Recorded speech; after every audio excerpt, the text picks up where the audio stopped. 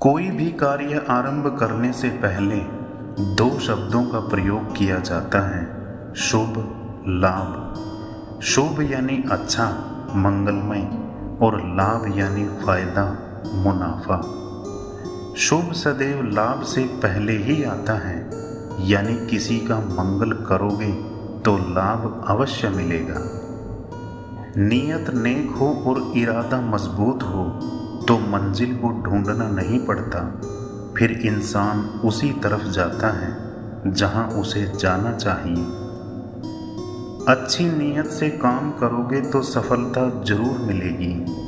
अच्छी नीयत से तिनके इकट्ठे करोगे तो ही घोंसला बनेगा, और बुरी नीयत से इकट्ठे किए गए तिनके आपको झाड़ू के अलावा कुछ न दे सकेंगे। पेड़ पर जरूरत से ज़्यादा फल लग जाए तो उसकी टहनियाँ टूटने लग जाती हैं, और इंसान को औकात से ज़्यादा मिल जाए तो वो रिश्तों को तोड़ना शुरू कर देता है। एक बार एक चूहे ने हीरा निगल लिया तो हीरे के मालिक ने चूहे को मारने के लिए एक शिकारी को बुला लिया। जब शिकारी चूहे को मारने पहुंचा तो वहां सैकड़ों चूहे थे, और वो चूहे झुंड बनाकर एक दूसरे के ऊपर चढ़ रहे थे। उनमें से एक चूहा अलग बैठा था।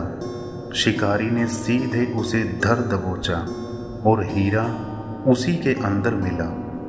हीरे के मालिक ने आश्चर्य से पूछा, तुम्हें कैसे पता चला कि हीरा इसी ने निगला है? शिकारी ने जवाब दिया, पहचानना बहुत आसान था। मूर्ख जब धनवान बन जाता है तो वो अपनों से मेल मिलाप छोड़ देता है। किस्मत पहिए के चक्कर की तरह होती है, जो कभी ऊपर चला जाता है तो कभी नीचे आ जाता है। तुम भी जब ऊपर जाओ तो नीचे वाले का हाथ जरूर थाम लो, क्योंकि कुदरत का कानून है कि अगले चक्र में तुम्हें उनकी ज़रूरत जरूर पड़ेगी। दुनिया का सबसे अच्छा जेवर आपकी मेहनत है, और दुनिया का सबसे अच्छा साथी आपका निश्चय। फूंक मारकर हम दिए को बुझा सकते हैं, पर अगरबत्ती को नहीं, क्योंकि जो महकता है उसे कौन बुझा सकता है, और जो जलता है वो तो स्वयं ही बुझ जाता है।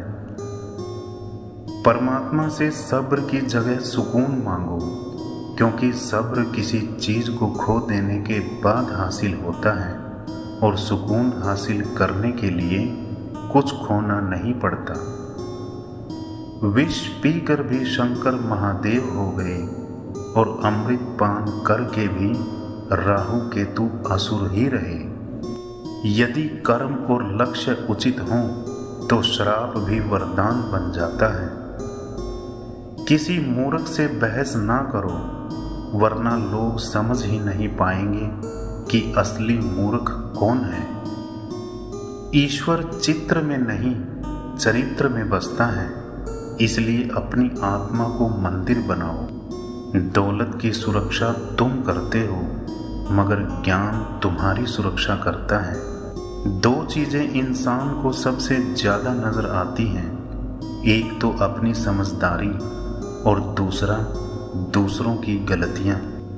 बहस करने से रिश्ते कमजोर होते हैं, इसीलिए अपनों से कभी ऐसी बहस ना करो कि आप बहस में जीत जाओ मगर अपनों को हार जाओ। पाप और पुण्य क्या है मुझे नहीं पता, मुझे तो बस यही पता है कि जिस कार्य से किसी का दिल दुखे वो पाप है, और जिस कार्य से किसी के चेहरे पर मुस्कुराहट आए वो पुण्य है। इसीलिए हमेशा दूसरों की मुस्कुराहट का कारण बनिए। कभी खुद हंसिए तो कभी दूसरों को हंसाइए।